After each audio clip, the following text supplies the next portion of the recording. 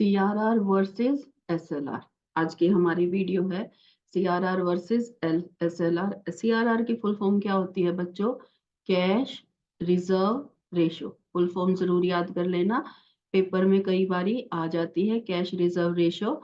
और जो एसएलआर है, एसएलआर की फुल फॉर्म होती है बच्चों statutory liquidity ratio. Statutory liquidity ratio.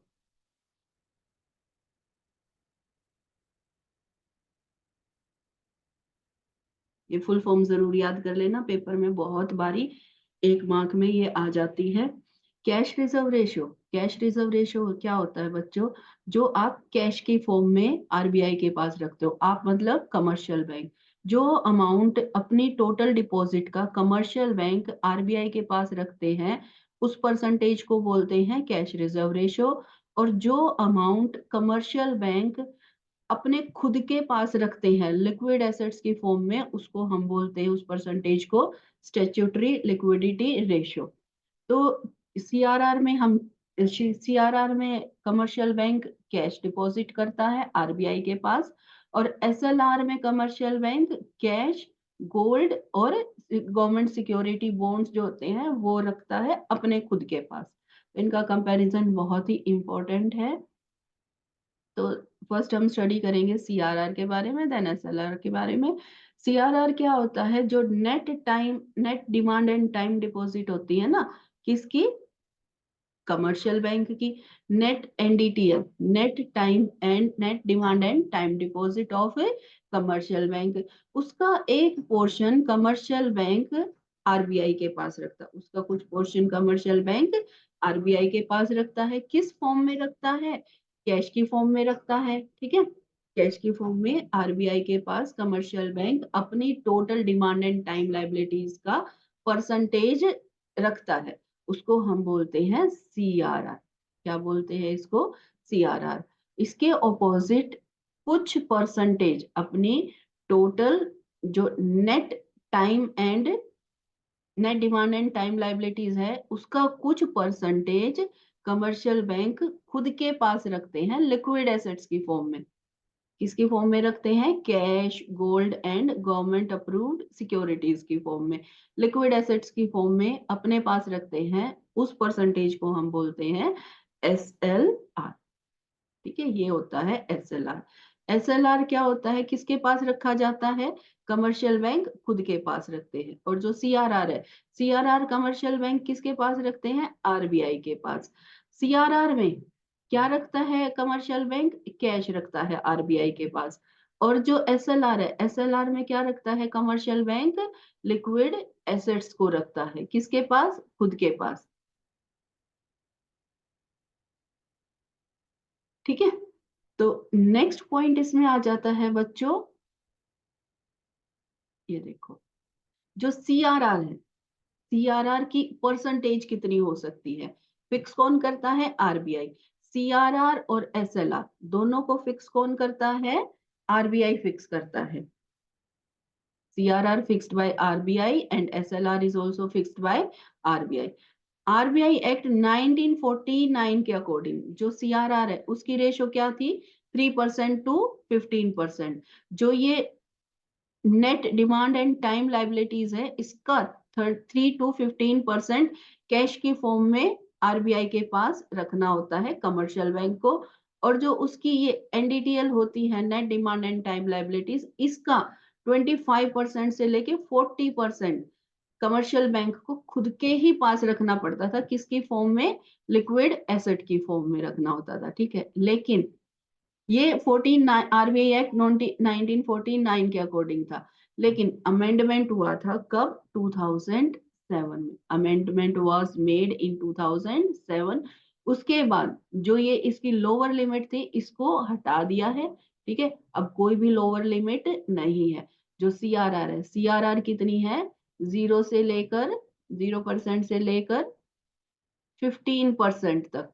और जो एसएलआर है वो कितनी है? 0% से लेकर 40% तक।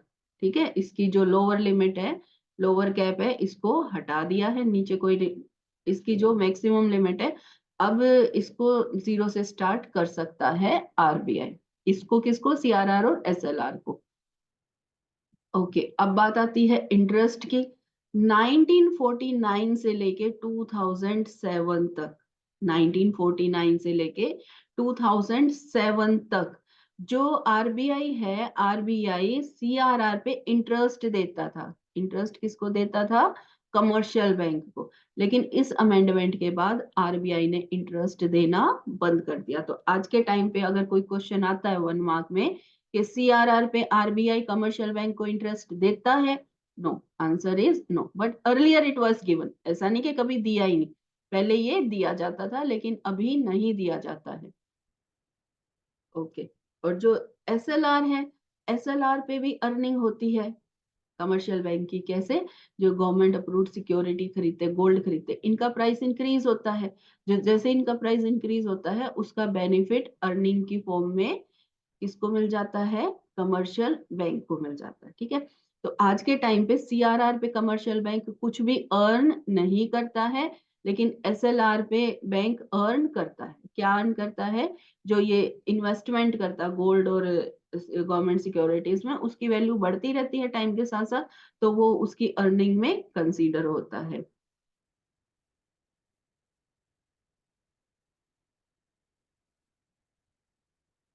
Okay, committee on financial system recommendations.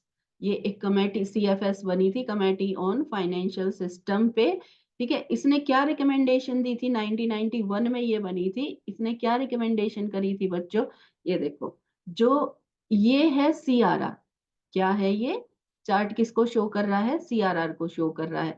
1949 से लेके 2023 तक आप देखोगे, जो सीआरआर है, सीआरआर का पीक है 1991 में, है ना, ये 1991 है। इसमें सीआरआर कितनी है? 15% है। और ऐसे ही आप एसएलआर को देखोगे, तो जो एसएलआर है वो भी 1991 में अपने पीक पे है ना, एसएलआर जो है अपने पीक पे है। तो कमेटी ऑन फाइनेंशियल सिस्टम 1991 में इन्होंने क्या क्या रिकमेंडेशन दी थी? सीएफएस ने सबसे पहली रिकमेंडेशन थी कि CRR should be between 3 to 5% of NDTL. That's why CRR is regularly decreasing. ये देखो कि ये जो सीआरआर है, सीआरआर जो है वो 3 से 5% के बीच में होनी चाहिए। सीआरआर कितनी होनी चाहिए? 3 से 5 के बीच में होनी चाहिए। लेकिन आप देखो 1991 में जो सीआरआर है वो तो 15% पहुंच गई थी। जो सीआरआर की लोअर लिमिट थी, मैक्सिमम लिमिट थी, वो कितनी थी? 15%। 15% मैक्सिमम लिमिट थी। और एसएलआर की मैक्सिमम लिमिट आप देख सकते हो 40% थी। तो ये एक तरीके से अपने पीक पर पहुंच गई थी, है ना। ये भी ऑलमोस्ट 40% इसकी हाईएस्ट लिमिट थी। और इसकी हाईएस्ट लिमिट कितनी थी? 15%। तो ऑलमोस्ट ये अपने हाईएस्ट पे थी 1991 में। तो उस टाइम पे जो सीएफएस है, सीएफएस ने क्या रिकमेंड किया कि जो सीआरआर है वो हम लोगों को रिड्यूस करके 3 to 5% में लानी होगी। उसके आप बाद आप देख सकते हो, पेन कलर चेंज कर लो एक बारी। उसके बाद आप देख सकते हो कि जो सीआरआर है वो रेगुलर डिक्रीज हो रही है। सीआरआर रेगुलर डिक्रीज हो रही है। ठीक है, और जो एसएलआर है, एसएलआर के बारे में क्या रिकमेंडेशन थी कि 1991 में ये अपने पीक पे थी, है ना। सीआरआर अपने पीक पे थी 1991 में, और एसएलआर अपने पीक पे थी 1991 में। तो सीएफएस ने क्या रिकमेंड किया कि SLR should be reduced from 3.5 से हमें इसको कितना लेके आना पड़ेगा? 25% over a period of 5 year. के आने वाले 5 साल में, मीन्स 1991 के बाद जो आने वाले 5 साल है उसमें हमें इसको क्या करना पड़ेगा? 5 इयर्स में 25% तक रिड्यूस करना पड़ेगा। आप देखोगे 1991 के बाद ये लगातार रिड्यूस हो रही है। ठीक है, और आप यहाँ पे देख सकते हो 5 साल बाद कितने पे आ गई है? 25% पे आ गई, है ना। वही टारगेट था सीएफएस ने जो सजेस्ट किया था कि आने वाले 5 सालों में जो एसएलआर है वो हमें 25% तक लानी होगी। ये फर्स्ट रिकमेंडेशन थी रिगार्डिंग परसेंटेज। ठीक है, और दूसरा क्या इन्होंने रेकमेंड किया था, RBI should pay interest to the banks. RBI को क्या करना चाहिए, इंटरेस्ट पे करना चाहिए बैंक्स को। किस पे, सीआरआर पे, ठीक है। सीआरआर पे आरबीआई कमर्शियल बैंक्स को इंटरेस्ट पे करेगा, ये भी एक रिकमेंडेशन थी। कब, 1991 में जो सीएफएस फॉर्म हुई थी। तो 1949 से लेके 2007 तक, ठीक है, आरबीआई ने इंटरेस्ट पे किया है। लेकिन 2007 के बाद आरबीआई ने कोई भी इंटरेस्ट पे नहीं किया। जो ये इंटरेस्ट पे था, वो 2000 से पहले ही पे कर लिया। उसके बाद आरबीआई ने सीआरआर पे इंटरेस्ट पे करना बंद कर दिया 2007 के अमेंडमेंट के बाद। जो आरबीआई एक्ट था 1949, वो 2007 में उसमें अमेंडमेंट हुआ था। और उसके बाद से आरबीआई ने क्या करा, इंटरेस्ट देना बंद कर दिया। किस पे इंटरेस्ट देना बंद कर दिया, सीआरआर पे। Banks should be allowed to select the, second recommendation क्या थी, ये तो देखो दो रिकमेंडेशन हो गई बच्चों सीएफएस की। दो रिकमेंडेशन किसके बारे में हो गई, सीआरआर के बारे में, है ना। कि एक तो जो परसेंटेज है वो 3 से 5 के बीच में होनी चाहिए, दूसरा इंटरेस्ट देना चाहिए। तो इंटरेस्ट दिया भी था आरबीआई ने, लेकिन 2007 के अमेंडमेंट के बाद में बंद कर दिया था। और एसएलआर के बारे में क्या रिकमेंडेशन दी थी, एसएलआर के बारे में रिकमेंडेशन दी थी कि हमें एसएलआर को 25% तक लाना पड़ेगा। और bank should be allowed to select the liquid assets. अभी तक जो लिक्विड एसेट्स थे, बैंक किस किस में इन्वेस्ट कर सकता था, कैश, गोल्ड और गवर्नमेंट सिक्योरिटीज। सिर्फ यही लिक्विड एसेट्स थी जिसकी फॉर्म में कमर्शियल बैंक अपनी एसएलआर को मेंटेन कर सकता था। लेकिन जो रिकमेंडेशन थी सीएफएस की 1991 में, उन्होंने बोला कि जो कमर्शियल बैंक है उसको चॉइस मिलनी चाहिए, ठीक है, कि वो इन तीनों सिक्योरिटीज के अलावा भी किसी और में इन्वेस्ट कर सके, ठीक है। क्योंकि जो देखो गवर्नमेंट सिक्योरिटीज होती है इस पे रिटर्न कम होता है, लेकिन जो कुछ और सिक्योरिटीज होती है उसमें रिटर्न ज्यादा होता है। तो कमर्शियल बैंक की तरफ से सीएफएस ने ये एक रिकमेंडेशन दिया कि उनको ज्यादा प्रॉफिट कमाने का चांस मिलना चाहिए।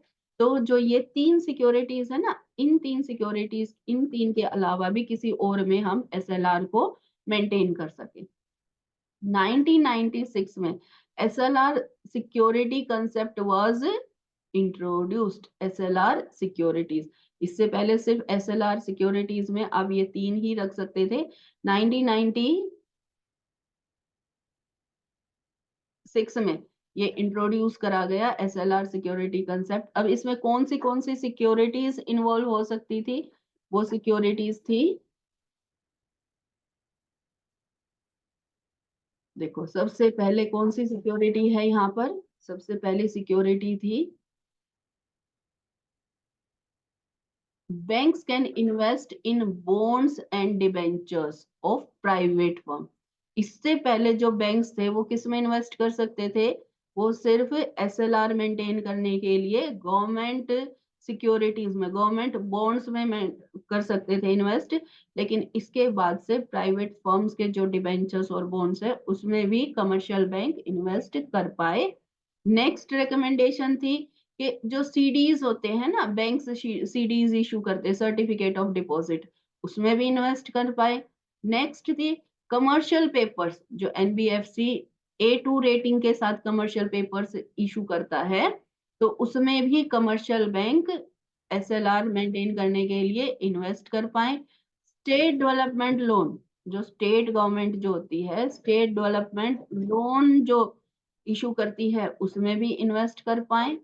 नेक्स्ट है security issued by multilateral institute. Multilateral institution क्या होते हैं बच्चों, जो वर्ल्ड बैंक है और एडीबी है, एशियन डेवलपमेंट बैंक। ये जो भी इंस्टीट्यूट, इनकी जो भी सिक्योरिटीज, इनके भी जो भी बॉन्ड्स वगैरह इशू होते हैं उसमें कमर्शियल बैंक इन्वेस्ट कर पाए एसएलआर मेंटेन करने के लिए। Securities issued by NABARD and SIDBI, ठीक है, ये इंडियन इको में आएगा आपका, ठीक है। तो ये जो भी सिक्योरिटीज इशू करते हैं उसमें भी इन्वेस्ट कर पाए। It is more beneficial. क्यों रिकमेंडेशन करा सीएफएस ने? ये सारा रिकमेंडेशन क्यों किया कि हम इन सब में भी इन्वेस्टमेंट कर पाए, कमर्शियल बैंक एसएलआर मेंटेन करने के लिए इन सब में भी इन्वेस्ट कर पाए। किस लिए रेकमेंड करा? Because it is more beneficial for banks as government securities gives less interest. Government securities कम इंटरेस्ट देती हैं, लेकिन इन सब पे जो इंटरेस्ट रेट होता है वो हाई होता है। हाई होता है तो ज्यादा प्रॉफिट अर्न करने का मौका मिलेगा कमर्शियल बैंक्स को। तो ये रिकमेंडेशंस आई थी। अब देखो एक कंपैरेटिव स्टडी कर लेते हैं हम। इससे आपको क्या फायदा मिलेगा? आपको ना एक पैटर्न देखने को मिलेगा बच्चों। ठीक है, क्या पैटर्न देखने को मिलेगा? कि जो सीआरआर है, देखो सीआरआर यहाँ ऑलमोस्ट कांस्टेंट है, एसएलआर भी कांस्टेंट ही है। ठीक है, यहाँ सीआरआर ऊपर जाके नीचे जा रही है, यहाँ पे एसएलआर ऊपर जाके नीचे जा रही है। यहाँ पे दोनों ही इंक्रीज हो रहे हैं। ठीक है, यहाँ दोनों का ही पीक है। और जब डिक्लाइन होना स्टार्ट होता है, एसएलआर डिक्लाइन हो रही है, सीआरआर भी डिक्लाइन हो रही है। और ये देखो यहाँ पे जो इनका पैटर्न है ना चेंज होने का, ये ऑलमोस्ट सेम ही है। ठीक है, ये सेम होने का रीजन क्या है? कि जो सीआरआर और एसएलआर है, सीआरआर और एसएलआर किस लिए यूज होते हैं? इन्फ्लेशन और डिफ्लेशन कंट्रोल करने के लिए। इन्फ्लेशन और डिफ्लेशन कंट्रोल करने के लिए यूज होते हैं। ये एक सेपरेट टॉपिक आएगा बच्चों के how CRR and SLR is use to control inflation और डिफ्लेशन।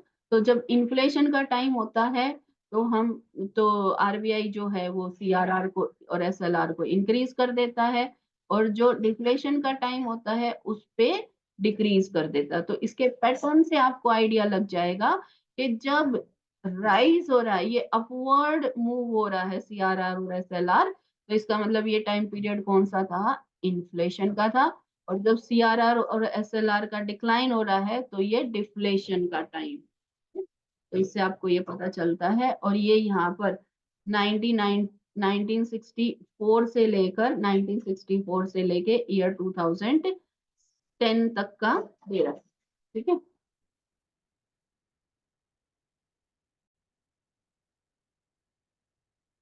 ये कंपैरेटिव स्टडी थी। अब जो क्लास 12th के हिसाब से होता है ना डिफरेंस, वो आएगा, difference between CRR and SLR. अभी तक जो हमने स्टडी किया था बच्चों, वो था सीआरआर और एसएलआर की हिस्ट्री। ठीक है, कि कब से कितना परसेंटेज था, तो ये जनरल नॉलेज के लिए था। लेकिन अब जो मैं आगे टॉपिक कराने जा रही हूँ, ये टॉपिक आपको रट लेना है यहाँ से। जो 12th क्लास इको में डिफरेंस आता है वो यही आएगा जो मैं अभी आपको कराने वाली हूँ। ये देखो, सबसे पहला डिफरेंस, जैसे कि हमने अभी इसकी हिस्ट्री को डिस्कस किया है, सबसे पहला डिफरेंस किस में आ जाएगा? डेफिनेशन में। ठीक है, डेफिनेशन में क्या डिफरेंस है? कि the percentage of NDTL, net demand and time liabilities, that banks are required to hold as cash reserve with RBI is called CRR। CRR क्या होती है?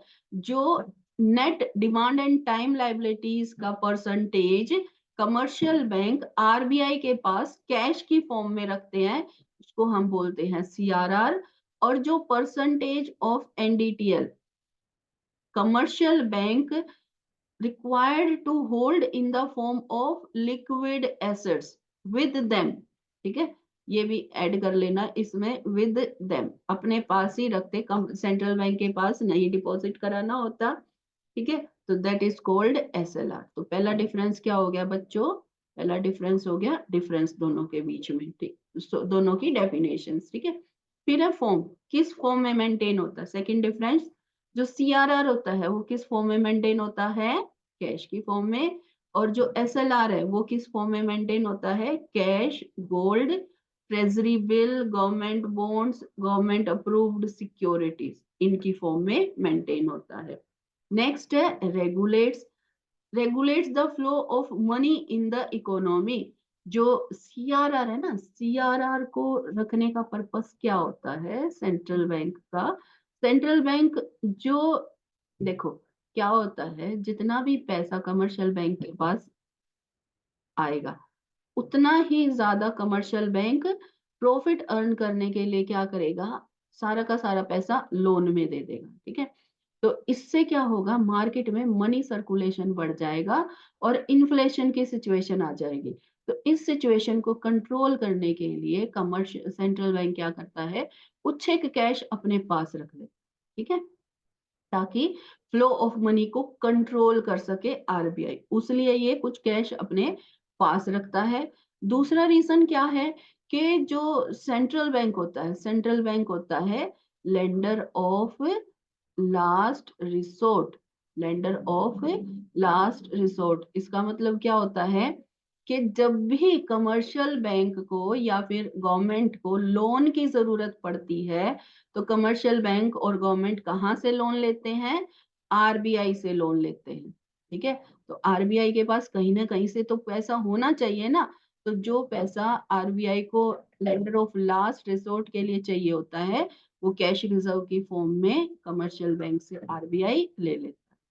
और सीआर एसएलआर मेंटेन करने की क्या रीजन होता है, solvency of the, to make sure solvency of the commercial bank.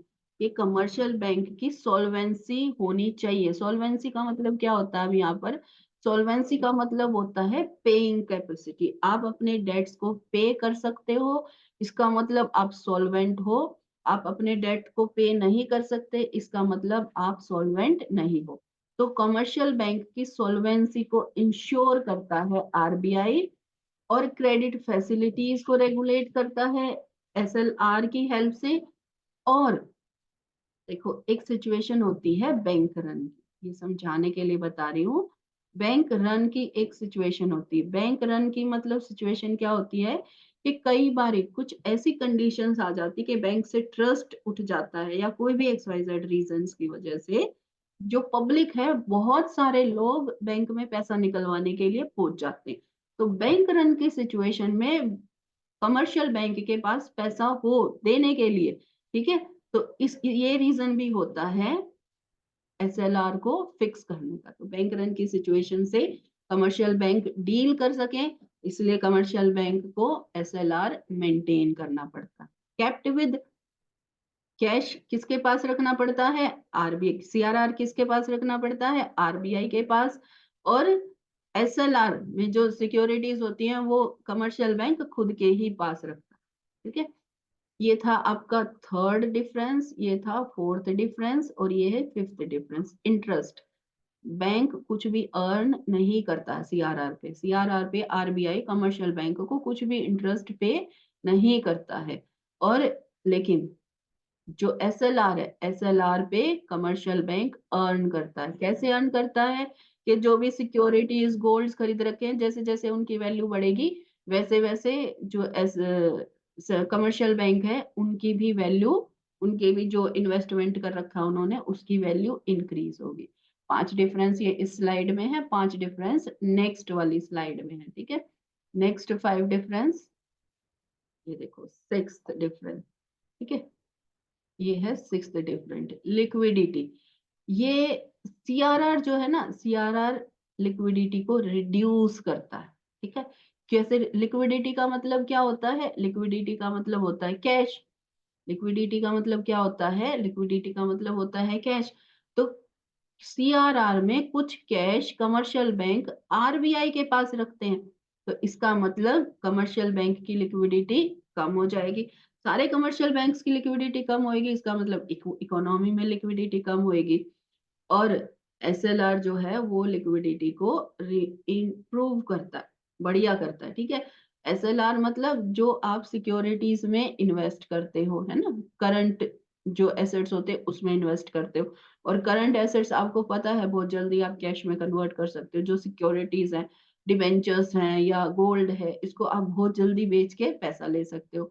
तो एसएलआर लिक्विडिटी को इम्प्रूव करता है, लेकिन सीआरआर लिक्विडिटी को रिड्यूस करता है। ठीक है, अब इसका रीजन ये हमने पिछली स्लाइड में भी किया था। रीजन क्या है कि अगर मान लो कोई सडन विड्रॉल हो जाए, बहुत ज्यादा अमाउंट का विड्रॉल हो, तो कमर्शियल बैंक कैपेबल हो वो कैश देने के लिए।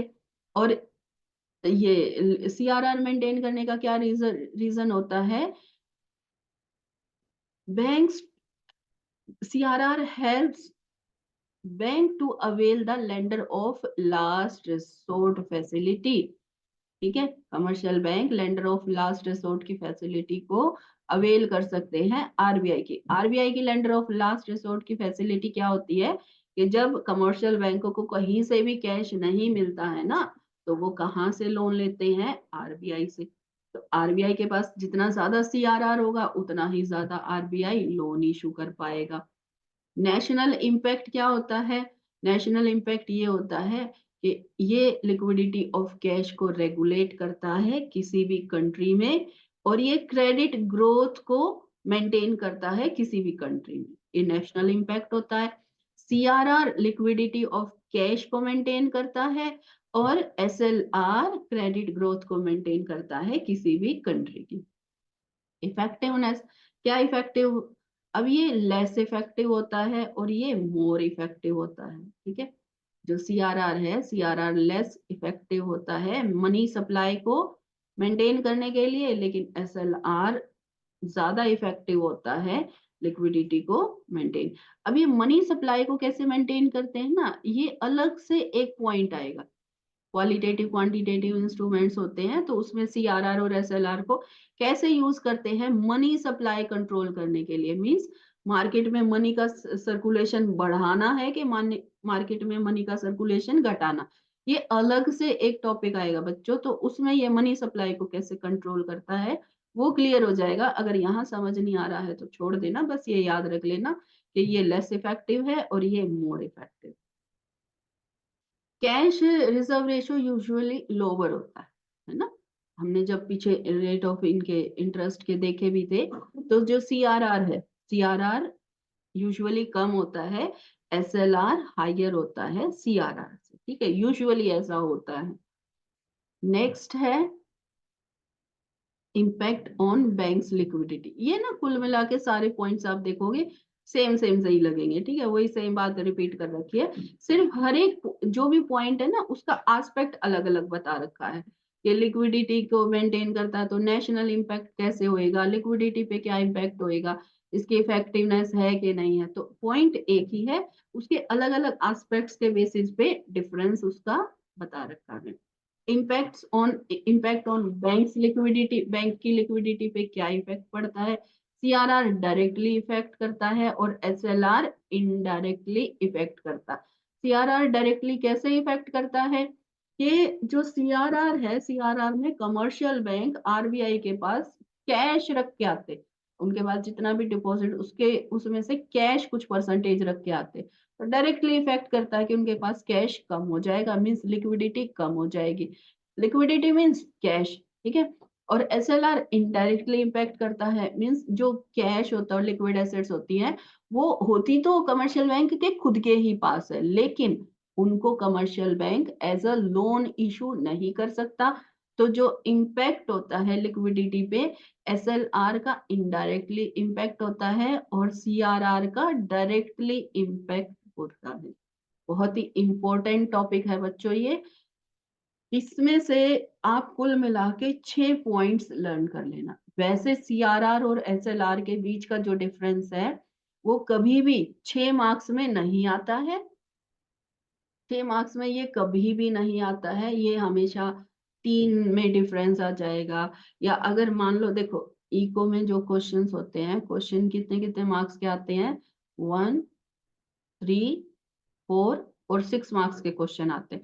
तो अगर 4 मार्क में कोई क्वेश्चन आ गया तो वो क्वेश्चन 2+2 हो सकता है। तो कुल मिला के 1, 2, 3, 4, 6 के हिसाब से आपको क्वेश्चन को प्रिपेयर करना होता है। तो ये जो डिफरेंस है ना, ये यूजुअली 2 नंबर का आ जाएगा या 3 का आ जाएगा, उससे ज्यादा का नहीं आता। अब ऐसे 100% तो हम कभी भी नहीं कह सकते ना कि ये ऐसा होगा ही नहीं, लेकिन यूजुअली जो डिफरेंस होता है सीआरआर और एसएलआर के बीच का, और पिछला हमने कौन सा डिफरेंस किया था? बैंक रेट और रेपो रेट के बीच का डिफरेंस, या फिर रेपो रेट और रिवर्स रेपो रेट के बीच का डिफरेंस, क्वालिटेटिव क्वांटिटेटिव इंस्ट्रूमेंट्स के बीच का डिफरेंस। ये जो डिफरेंसेस होते हैं ये यूजुअली सिर्फ 3 नंबर तक आपको प्रिपेयर करने हो, उससे ज्यादा मार्क्स का नहीं आता है, फिर भी बी ऑन सेफर साइड।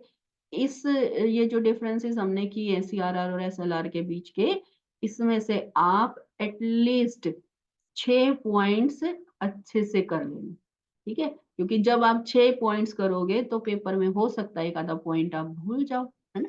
ऐसा तो नहीं है कि आपने 4 याद किए और 4 के 4, कई बार माइंड से स्किप भी हो जाता हो, तो be on safer side, minimum 6, अगर कर सको तो 7 पॉइंट्स, 6-7 पॉइंट्स इसके रट लेना एकदम, ठीक है। बहुत बार ये क्वेश्चन आया हुआ होता है।